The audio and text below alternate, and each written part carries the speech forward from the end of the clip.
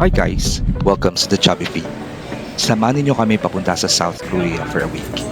First time namin sa bansang South Korea and we are really excited. Excited sa lamig ng winter, mabisita ang mga iba't ibang tourist spots na nakikita lang namin sa mga vlogs at K-dramas at kumain ng Korean street food. Gabi yung flight namin around 7:35 p.m. and it took 4 hours to reach Incheon, South Korea. 12:30 a.m. South Korea local time na nakalapag ang aming aircraft. May kalakihan ang Incheon Airport at kailangan mag-transfer sa kabilang terminal for immigration at sa pagkuha ng luggage.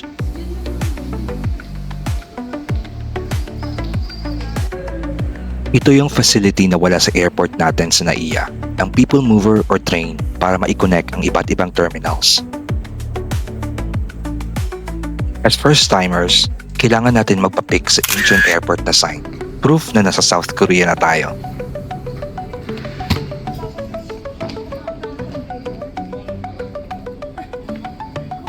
Nag-withdraw kami ng pera sa ATM at bumili na rin ng T-Money card sa convenience store for transportation. 4,000 won pa lang ang T-Money card at pwede mag-top up sa any convenience store at Subway vending machine. Nag-try kaming mag-snack sa Loteria, which is a Korean fast food chain. Kaya lang, puro sold out tinda nila. So, lumipat kami sa Two Leisure for coffee at iba't ibang tinapay. Cafe, caramel macchiato?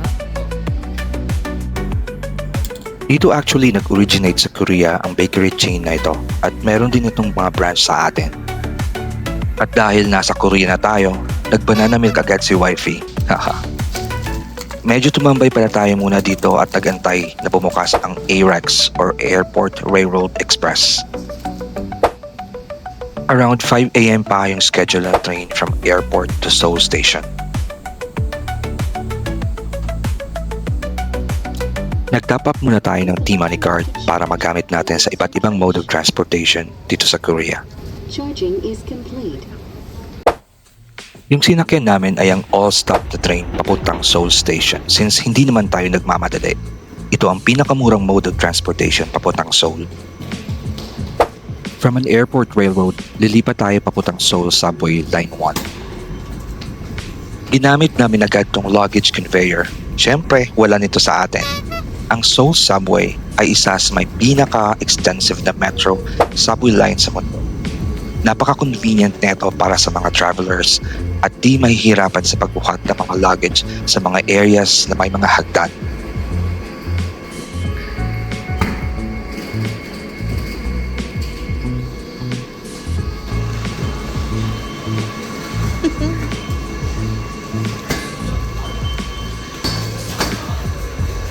Naaliw talaga kami sa conveyor na to.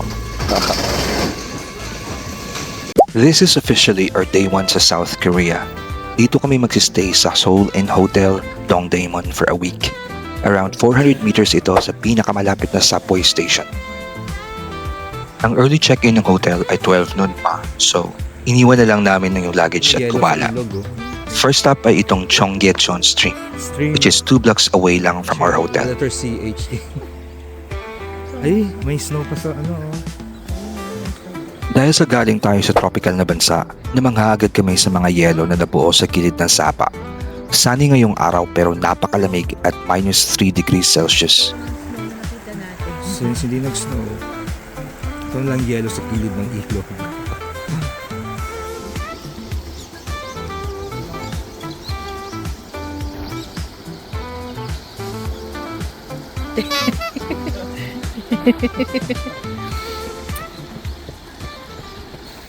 Wala na kaming sinayang na oras, ninamam namin na nasa Korea na talaga kami.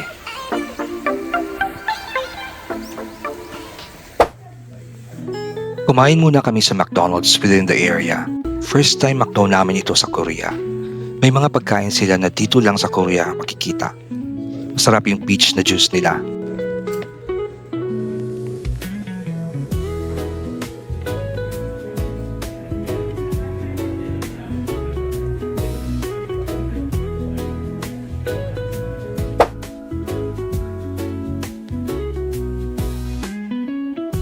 Check-in time na.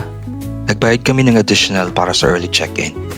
Di na tayo magro-room tour guys kasi heto na yung room. Maliit lang talaga. Nibook pala namin tong hotel for 6 nights sa Klook.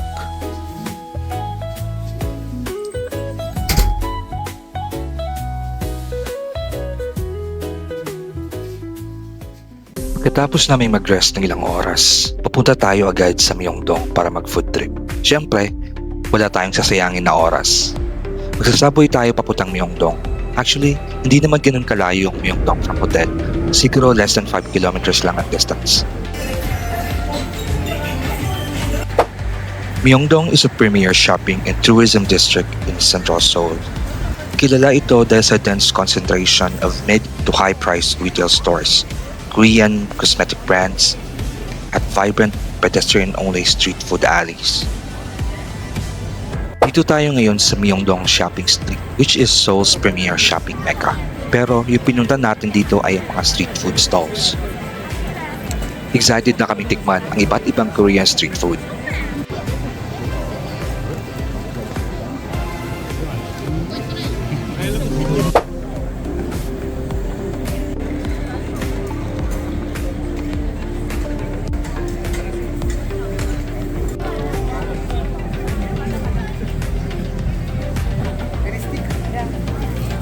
Isa itong tteokbokki sa gustong-gustong kainin at nilook forward ni wifey dito sa Korea. Isa ito sa ino-order niya sa tuwing mapapakain kami sa isang Korean restaurant sa atin. Surprisingly, hindi siya ganun kaanghang. Probably ni-adjust nila para sa panlasa ng mga turista.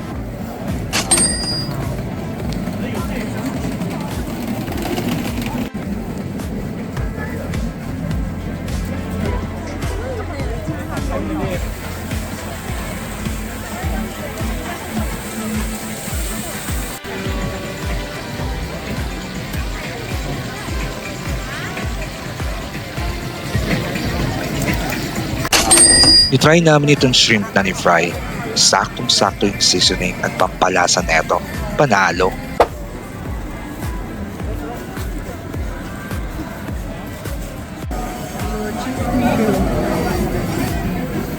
Natin.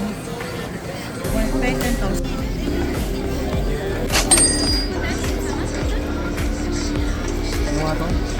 Pork belly.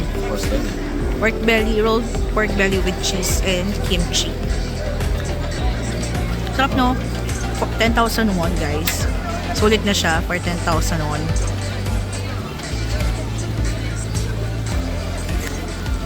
Promise, masarap itong kimchi cheese roll pork belly.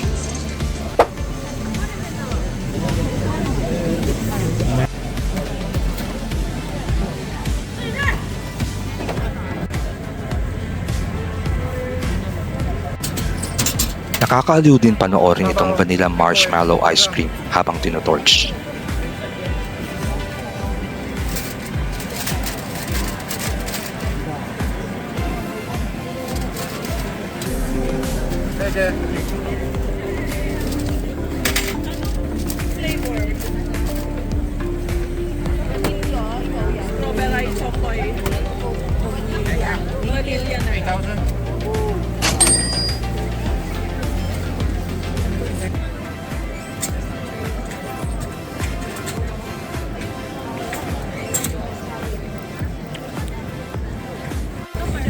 Ang Myeongdong street food stalls ay nakakonsentrate lang sa dalawang main alleys ng shopping street. Yung street magmula sa exit 6 ng subway line 4 hanggang pakaliwa ng Myeongdong Theater.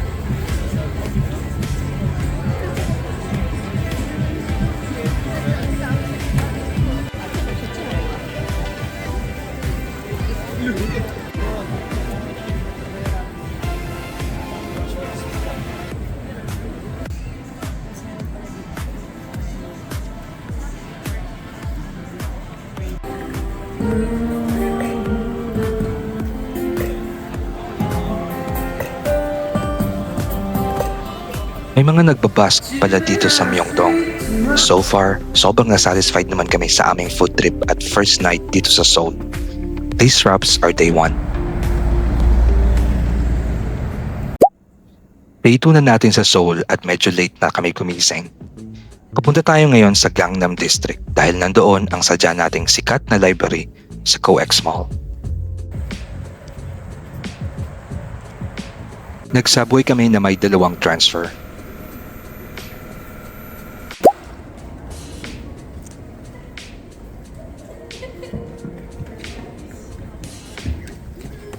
Ang Starfield Co-X Mall ay isang underground shopping mall in Samsung-dong, Gangnam. The name Co-X is derived from convention centers and exhibition halls.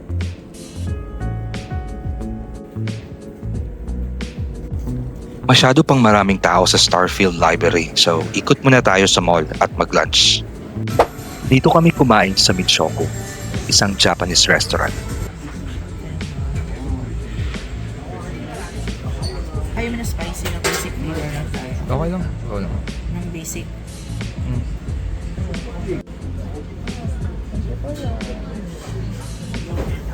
Umorder kami ng tempura rice bowl, ramen, tsaka fried gyoza.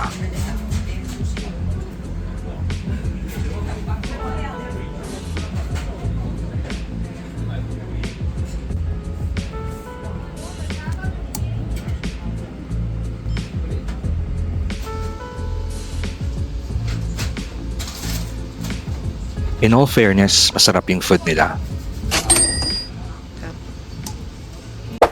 Pagkatapos nating kumain, tumiretso tayo agad dito sa Starfield Library.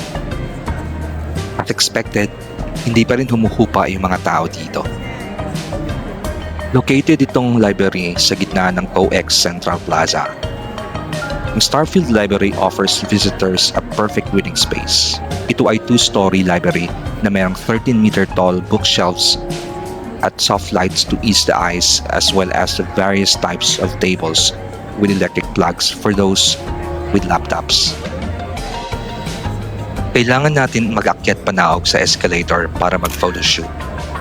Kailangan natin ng timing para makakuha ng good shots pababa ng escalator dahil madaming tao ang akyat panaog din. Na same nang iniisip ang makakuha ng IG-worthy shots background yung shelves ng library.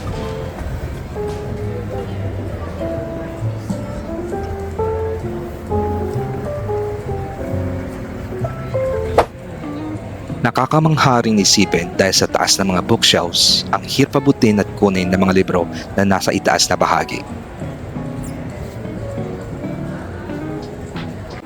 Ang Starfield Library ay isang public library na dinisenyo para sa isang relaxing cultural space para magbasa, para sa mga meetings at photography.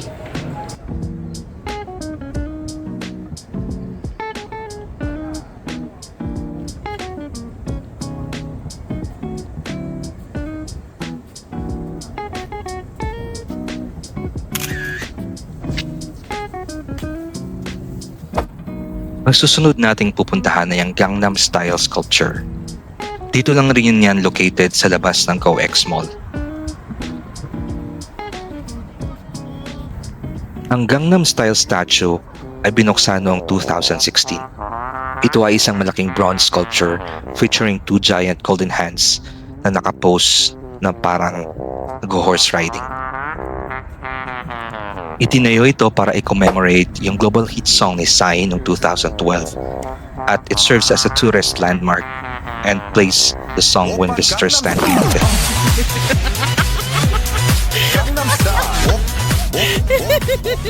Wala nang hiya-hiya, di naman nila tayo kilala. Haha.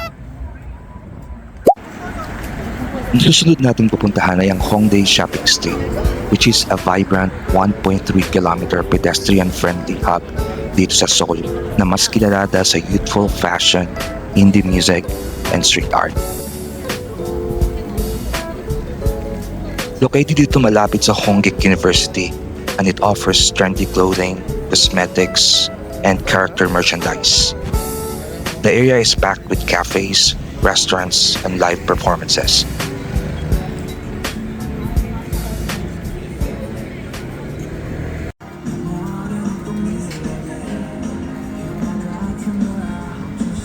Dahil malapit ito sa university, youthful ang vibe sa lugar. So far, sa mga napuntahan namin, iba talaga yung vibe ng Hongdae compared sa Gangnam at Myeongdong.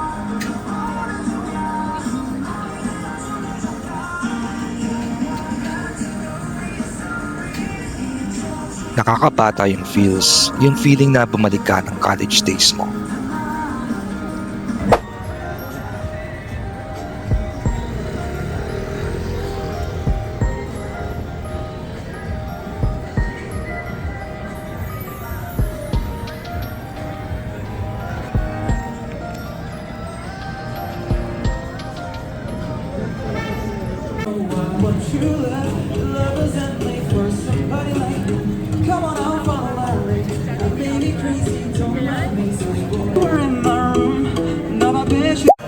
Kain muna tayo sa isa sa pinakasikat na coffee and dessert chain dito sa Korea, ang Atusam Place.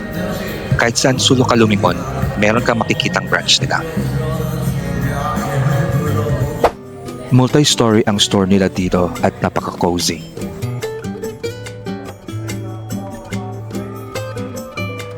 Umorder kami ng coffee and cakes. Reasonable lang rin ang mga presyo, similar sa mga coffee shop sa atin.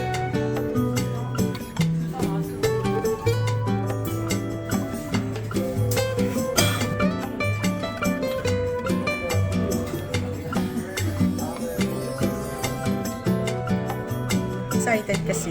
Meron pala nito.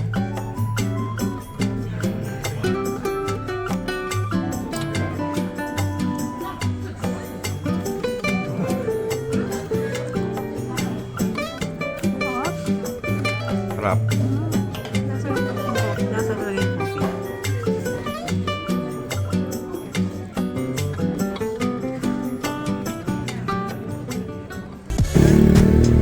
Nagsaboy na rin kami pa uwi. Na-enjoy namin talaga ng sobra ang araw na to. Ang pagpunta sa Gangnam District at dito sa Hongdae.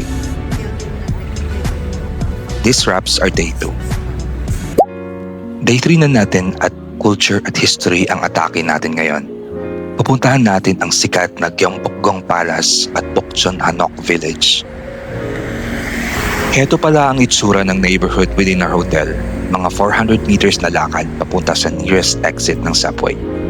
Nasasanay na rin kaming mag-commute gamit ang subway at di na siya nakaka-overwhelm.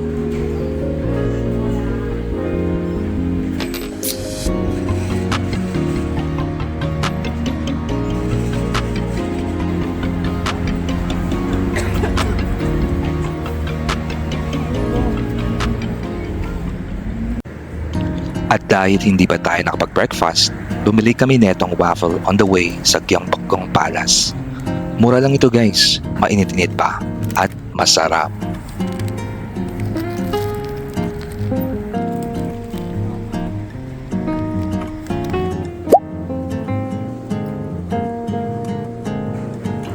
Nag-coffee na rin kami dito sa CBDL, katabi lang ito ng waffle shop.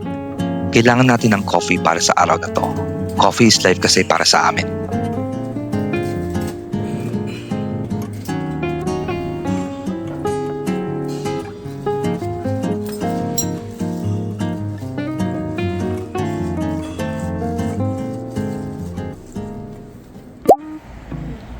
Naglakad na kami papunta sa Gyeongbokgung Palace Complex. Ang Gyeongbokgung Palace ay tinayo noong 1395 at ito ang pinakamalaki at primary royal palace ng Joseon Dynasty. Dahil sa holiday ngayon dito sa Korea, free ang admission fee.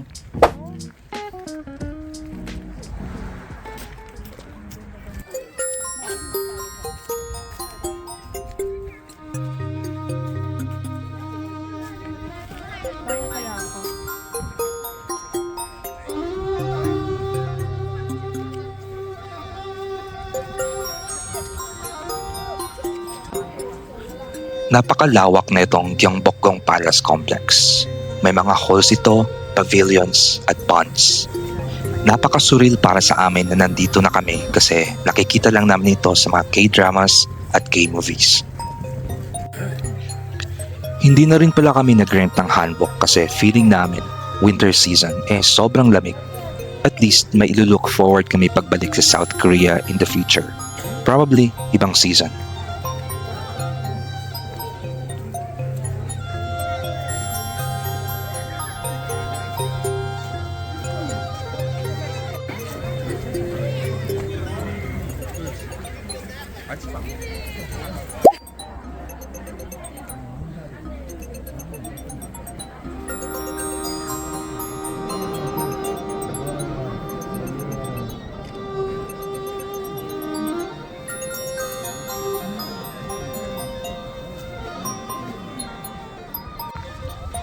Napakaganda ng lugar at nakakamangha ang architecture.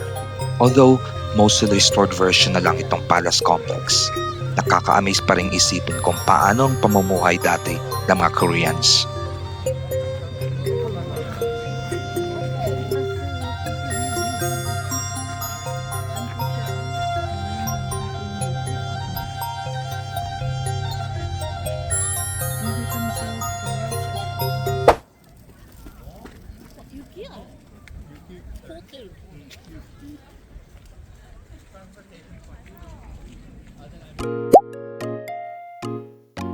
Ito yung other side ng Gyeongbokgung Palace Complex. Napakaganda tumambay dito sa pond at makikita mo yung pagoda.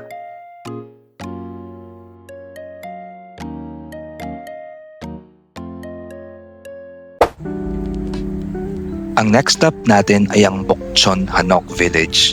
Nilakad lang namin from Gyeongbokgung Palace Complex. Mga 10 to 15 minutes walk lang siguro. Maaliw ka rin along the way dahil sa mga buildings na madadaanan mo, lalo na ang Blue House, ang official residence ng South Korean President.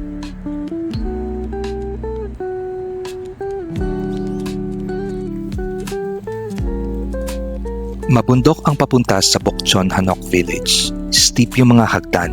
Actually, parang kang nasa Baguio.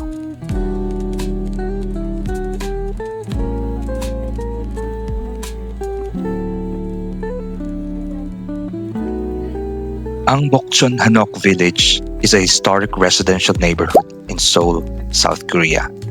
It features hundreds of traditional Korean houses, or Hanok, dating back to the Joseon Dynasty.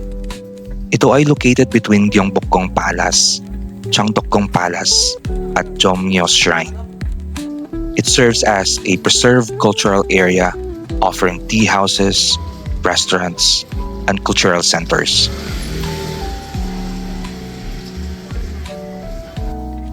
Key tips lang guys, i-respect natin yung mga residents as this is a living neighborhood. As of January 2025, visitors that aren't staying in guest houses in the area can only enter between 10 a.m. and 5 p.m. So all visitors are asked to be considerate of people living in the homes.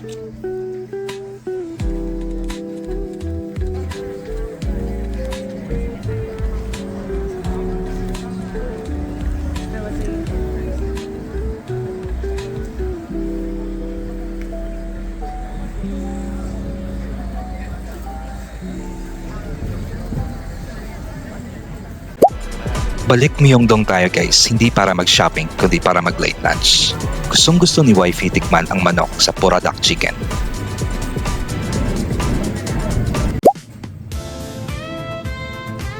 Ang Puradak Chicken ay isang premium Korean fried chicken brand known for its oven-baked, then fried technique, creating crispy outside and juicy inside.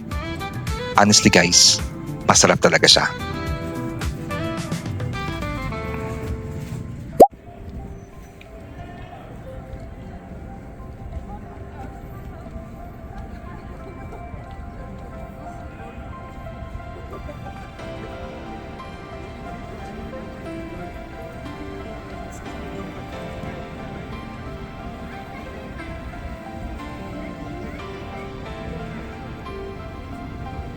Since nandito lang naman tayo sa Myeongdong, pinuntahan na namin ang Myeongdong Cathedral.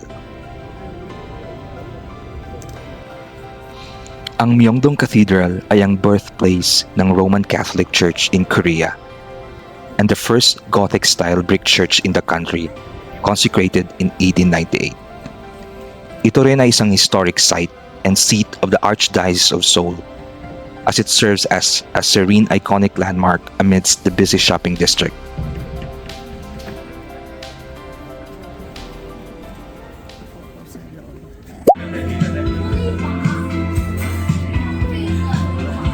Hindi matatapos ang araw pag hindi tayo nag-coffee.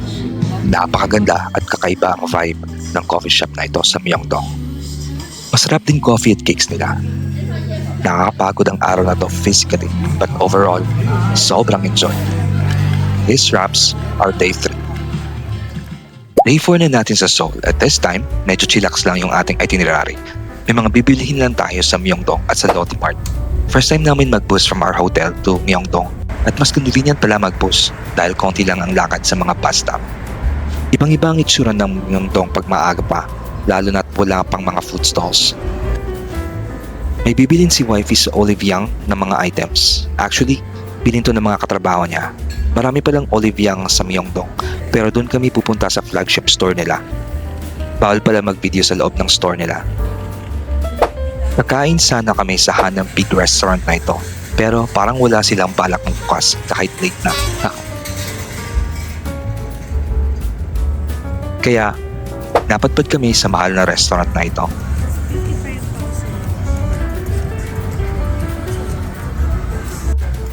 Ang keso. 55,000 won per head pala yung meal namin na hindi naman ganun kadami ang servings. Pero in all fairness, puro beef naman dito yung meat, kaya siguro mahal. Masarap din itong mga karne nila at di na kailangan ng sausawan.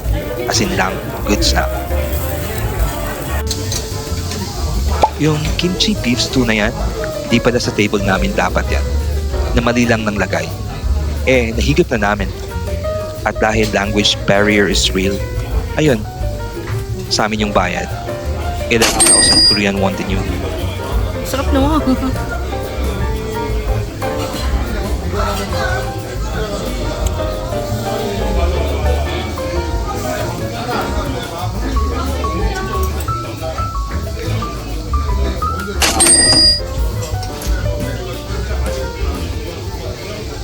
Dumaan ng Myeongdong Cathedral since malapit lang naman sa kinainan namin. Pinag-pray namin yung taga-restaurant. Feeling kasi namin, nagoyo kami. Next natin na pupuntahan ay ang Lotte Mart, which is malapit sa Seoul Station. Nag-bus na kami, mas nakakasave ng energy kasi compared sa pagsakay ng subway. Ang Lotte Mart Zeraplex ay isang massive tourist-friendly hypermarket katabi lang ng Seoul Station. Yung Seoul Station pala ay parang PITX sa atin. Andun yung mga terminal ng bus at train. Premier shopping spot din to para sa mga tourist at meron ditong on-site tax refund. Ito pala yung mga napamili namin, 3 bags. Di namin alam kung paano ito dadalhin pa uwi. Dito kasya sa aming luggage.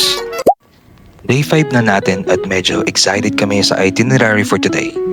Pupuntahan natin yung isa sa pinakasikat na tourist spot dito sa Seoul, ang Namsan Tower.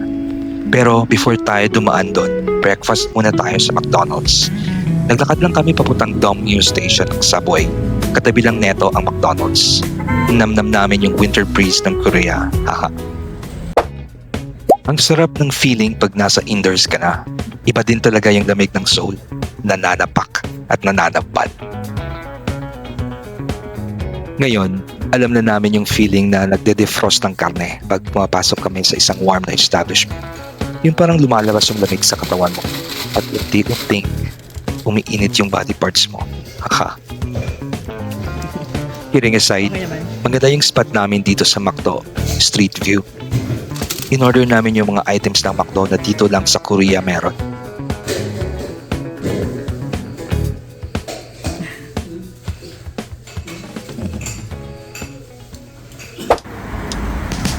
Nag-bus na rin kami pa Namsan Tower. Madami naman option para pumunta doon. Pag nag-subway ka kasi, medyo malayo lalakarin mula sa exit papuntang base ng Namsan Tower. May cable car din na paakyat pero mas okay yung bus na specific for Namsan. Yung iba naglalakad paakyat. Ang kainaman nun, madaming viewing points along the way. Namangha kami kasi nakita namin in person ito. Sa K-drama at movie lang namin ito nakikita. Ngayon, andito na talaga kami.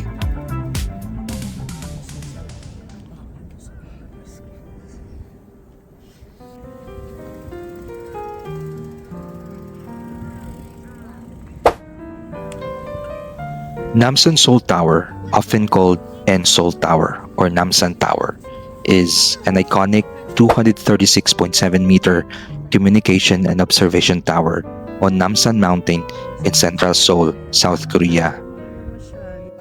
Ang Namsan Mountain ay 479.7 meters above sea level at ito ay isang premier tourist landmark offering 360-degree panoramic views of the city. Key features nito includes romantic, love-locked terraces, restaurants, and yung pinaka-popular na brightly lit LED display at night. Namsan Park ang nasa palibot ng Namsan Seoul Tower. Accessible ito by walking trails, cable car, or public bus. The park offers a 360-degree view of Seoul, often cited as a must-visit for sightseeing. Famous spot din yung plaza's roof terrace where couples attach padlocks as a symbol of eternal love.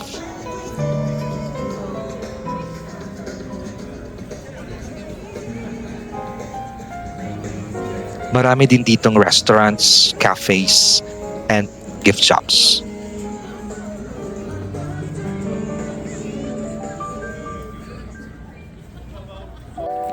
Bumili pala kami ng padlock sa End Gift Shop dito sa base ng tower. Marami din silang souvenir items na tinda.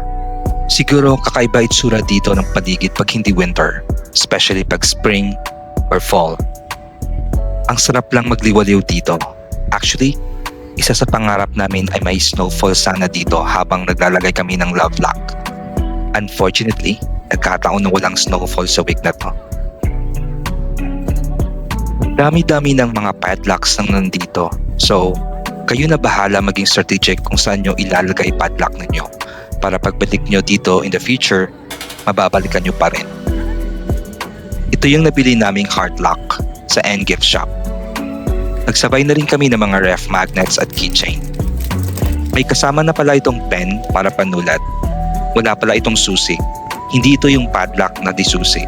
Parang ipepress mo lang at snap itong gusto mo ilock.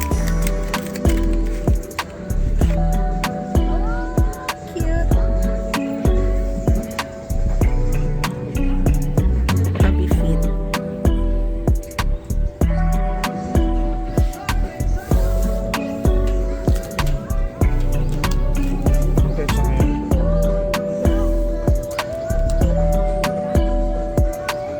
Isulat nyo na kung ano ang pwede nyong isulat sa lock as long as kasha. Haha.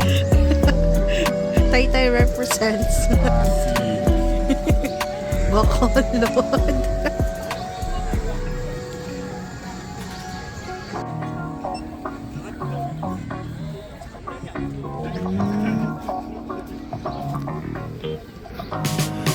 Well, it's time to lock the padlock, sign of our eternal love.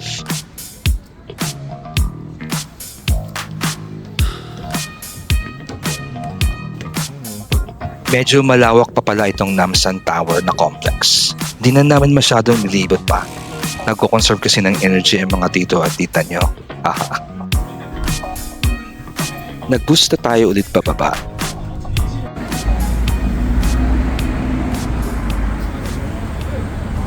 At pumunta sa isang location ng Hanam Peak. Mabutit bukas ito.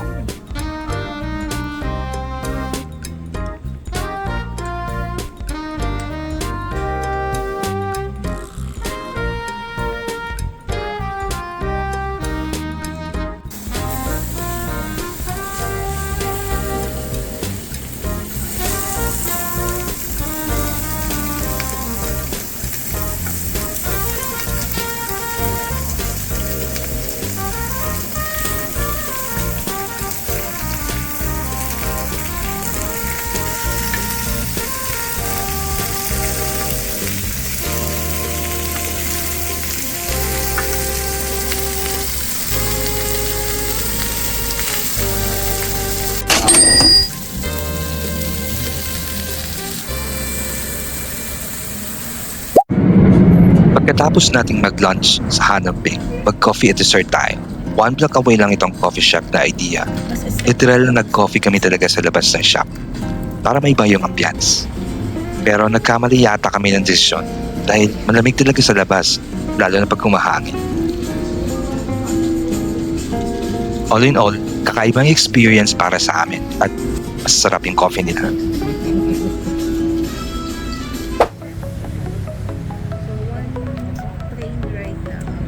Next ay nagsaboy kami papunta sa Cheonggyecheon Plaza, which is the best part of Cheonggyecheon Stream.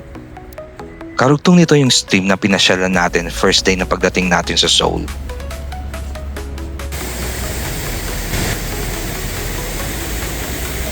Ito yung best spot ng Cheonggyecheon Strip because it offers iconic waterfalls, colorful lighting, at pag merong major events, maraming mga designs dito.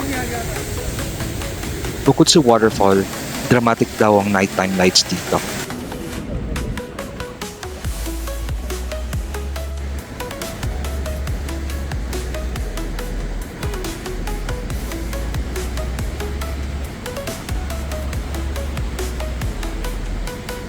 Sarap tumambay dito, malinis at nakaka-relax. Nakakalo din panoorin ng mga ibon.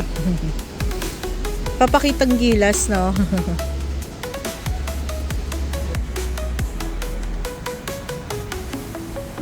Mag-aantay kami mag-alas 6 para mabuksan yung mga ilaw.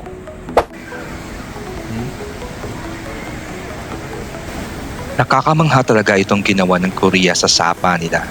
Dati, madumi ito at may daanan pa sa taas. Ngayon, isang malinis at mahabang parke na. Tumutulong din ito sa pagkontrol ng baha. Sunod nating pinuntahan ay ang Dongdaemun Design Plaza or DDP. Nagbus lang tayo mula sa Cheonggye Plaza, Cheonggyecheon Street.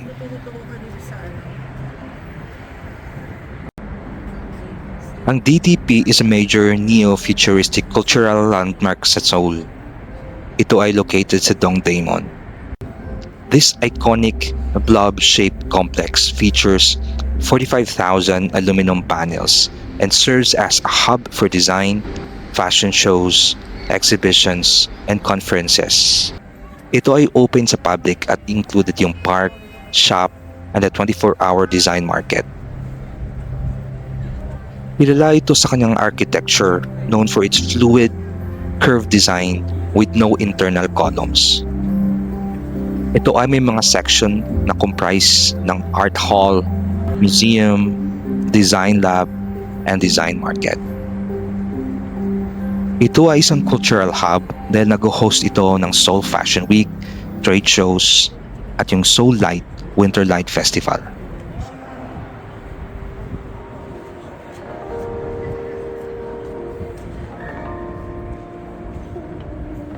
Actually, isa sa mga reason din bakit kami pumunta dito is ito yung meet-up place for our Klook tour bukas. Bili muna tayo ng water at snack sa convenience store. That wraps up our day 5. Day 6 na natin at maaga tayo sa meet-up point. Medyo saved by the bell tayo dahil ang meet-up ay around 7:30 AM. Saktong 7:30 kami nakarating dahil medyo di namin nahanap yung exit number ng meet-up point. Yung tour ay nabook namin sa Klook. Ito yung tour that includes Alpaca World, Nami Island, at Yobi Ice Valley. Mas okay na kumuha ng tour kaysa mag-DIY kasi malalayo yung mga lugar at hirap din sa transportation. Mas mapapamahal tayo lalo. Mabait din ang tour guide namin at magaling mag-explain. Nagbibigay siya ng explanation sa history ng Seoul at South Korea sa aming mga nadadaanan. First stop natin ay ang Alpaca World sa Honcheon. Medyo malayo din to from Seoul, mga 1 hour and 30 minutes yung biyahe. 0 degrees Celsius ngayon ang temperature dahil maaga pa. Pero ngayong araw ay warm ang panahon for a winter. Aabot mamayang tanghali ng 18 degrees Celsius ang weather. Hindi pang winter ang temperature na yan.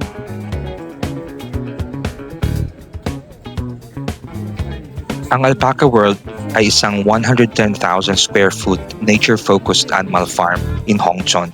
Popular ito for its tame alpacas, scenic hill scenery, at interactive experiences. Yung mga visitors can walk, feed, and interact closely with the alpacas. 충분히 시작하니까 여러분 잠시만 기다려주시면 되겠습니다. 굉장히 큰 규모의 숲속 동물원으로 이루어져 있습니다. 우리 알파콜리는 알파카뿐만 아니라 굉장히 많은 동물 친구들이 함께하고 있는데요. 자, 일단 우리 자, 보시면 알파카 친구들이 여러분들의 목소리를 듣고 그리고 알파카 놀이터로 처음을 한번 남겨보시길 바랄게요. Alpakaya, idiwa. Alpakaya idiwa ang pantawag sa mga alpaka para lumapit. Sobrang cute ng mga alpaka. Medyo may mga amoy nga lang sila. 자, 다시 한번 주의사항 짧게 알려드리면요. 우리 알파카 끝까지 여러분께 나눠드릴 예정입니다. 여기 들어오신 분들은 사업자분들께 말씀해주세요.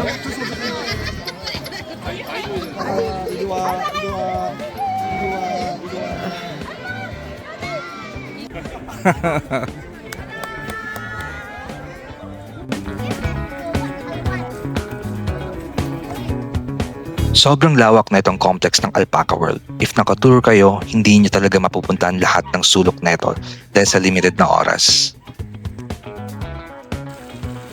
Nagyayelo pa yung tubig sa pond. Bakal malusaw din ito mamaya pag uminit pa.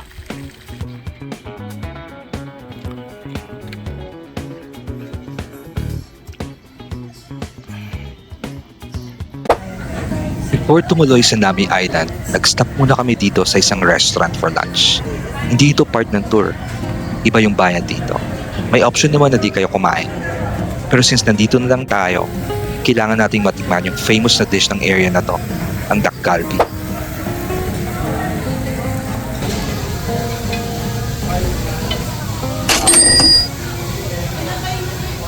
Patawid na tayo ng Nami Island. Medyo umiinit na. Temperature ngayon dito ay nasa 17 degrees Celsius. Parang Baguio feels na. Parang 5 to 10 minutes boat ride lang ang Nami Island from Pierre. Binigyan kami ng 2 hours para mamalagi sa island at kailangang bumalik sakto sa oras. Ang Nami Island ay popular na half-moon-shaped eco-friendly tourist destination.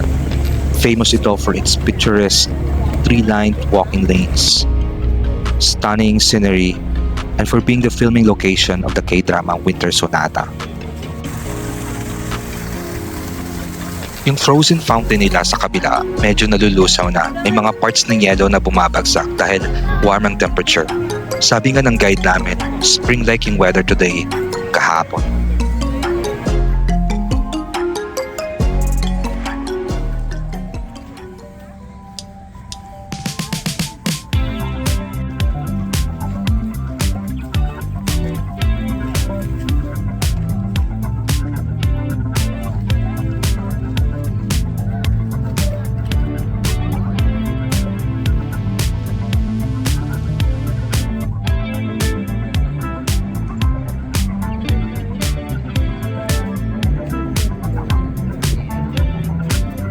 Meron pa rin namang yelo sa pond pero nalulusaw na. Hopefully, lumamig ulit ng sobra para mas frozen ang mga ito ulit. Actually, ano ito? Lotus Pond?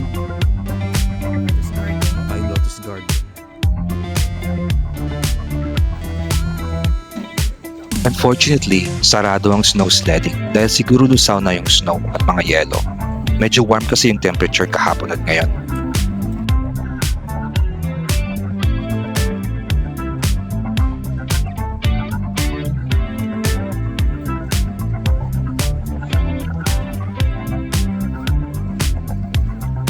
Gayunpaman, natuwa pa rin kami kasi di naman kami nakakakita ng yelo or snow sa lupa sa atin at posibleng mangyari yun sa atin.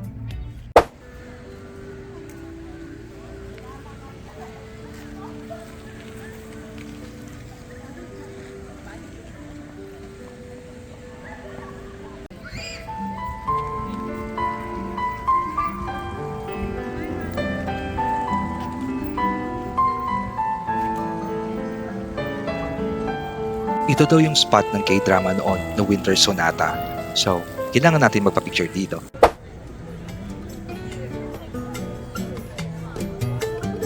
At dahil coffee is life tayo, magko-coffee tayo dito sa Nami Island. Hindi na namin nilibot ang ibang parts ng Nami Island. Nag-chill na lang kami at nag-coffee.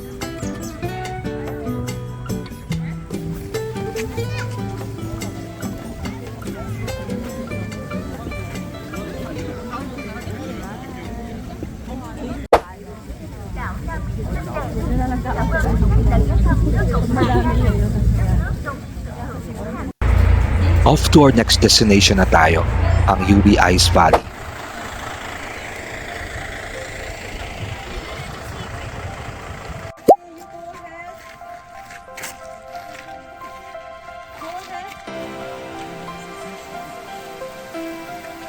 Ang UB Ice Valley ay isang premier winter-only attraction, January hanggang early February, featuring massive 25-meter high natural ice walls created by frozen groundwater.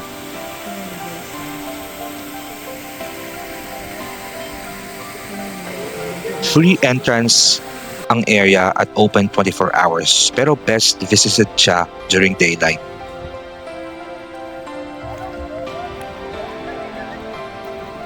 Siyempre, manghang-mangha na naman tayo kasi wala nito sa atin.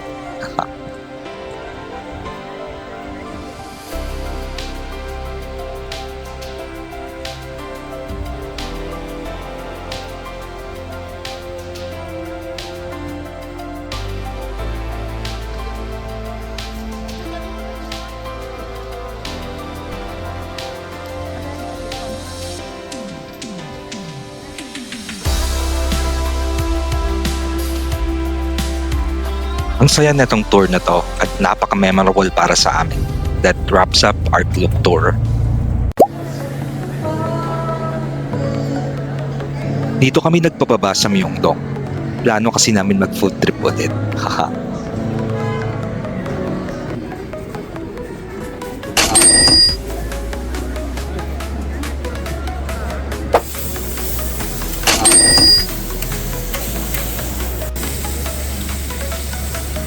Nilook forward namin itong beef steak. Hindi namin ito natikman ang first day natin dito sa Seoul.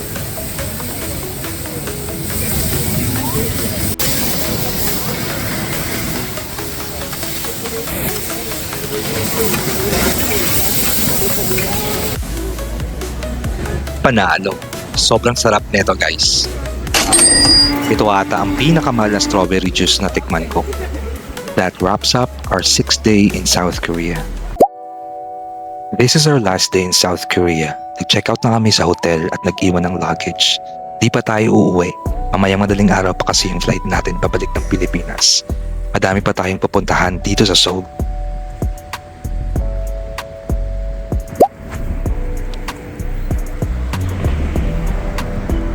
Dahil sa Sunday ngayon, buhay na buhay ang Domnyo Flea Market. Halos katabi lang ito ng ating hotel. Nakakain din kami sa loteria. Pero alam nyo guys kung ano yung nakakashock dito. Yung nagulat kami habang kumakain. Tagalog yung narinig naming music. Napatugtog dito yung song ng P-pop group na Britney.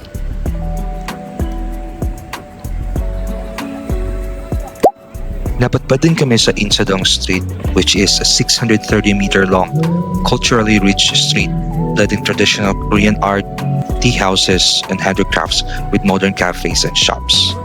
Ito ay isang premier destination for traditional souvenirs, pottery, hanji paper, at hanbok.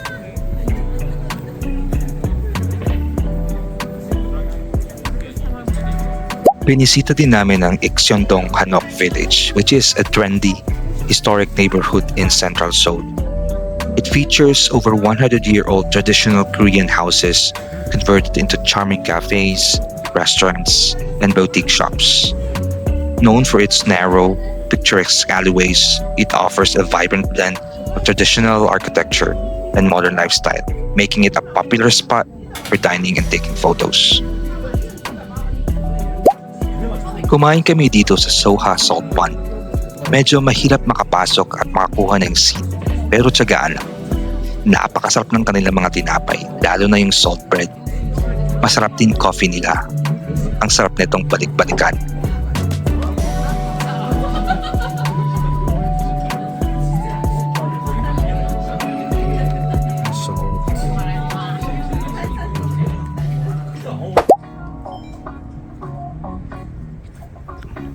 Tumambay muna kami sa isang local park galing Ikseondong.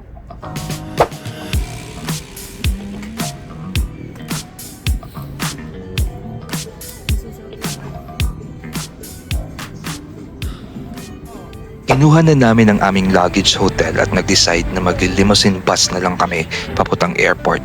Mas mahal siya ng dihamang sa Arex, pero yung hassle at pagod ng pag-transfer at pagbitbit ng maleta ay di mababayaran. Na-enjoy namin ng sobra ang South Korea. Bucket list check daw para sa amin at experience of a lifetime. Hopefully, makabalik soon at ibang season naman.